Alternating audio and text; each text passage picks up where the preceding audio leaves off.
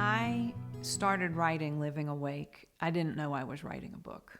What I knew was that I was taking my kids to college, Brendan and Kiki, for the first time. And what I knew was I was really sad about that. And I had found healing in writing before. And so that was the impetus for writing this book. I made a commitment to my readers on my blog that I would show up every day for 40 days and write a spiritual reflection, and that with it would be a corresponding practice. That's how it started. In being true to showing up every day for the writing, I started to feel this sense of renewal that I had hoped for.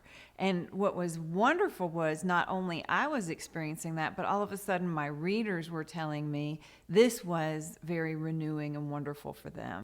The book is structured so that it's very simple for people to follow. I'm so aware that we're all so busy and nobody needs another big to-do on their list. And yet we're craving this time for sacred space. And so every day for 40 days, there is a reflection, and then with it, a corresponding practice that could be done in 15 minutes or less. The material for the book really came from a lot of different places, primarily from my life experience, but then also other people's stories, powerful stories.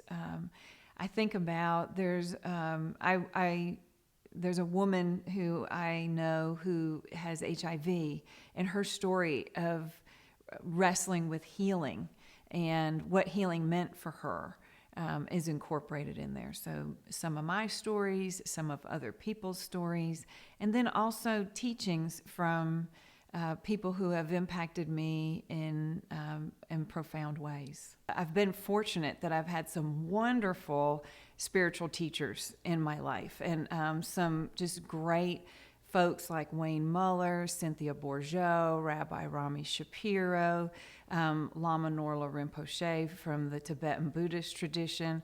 And so these wonderful teachers have planted seeds in me, and the way that I experience them growing is sharing them with other people.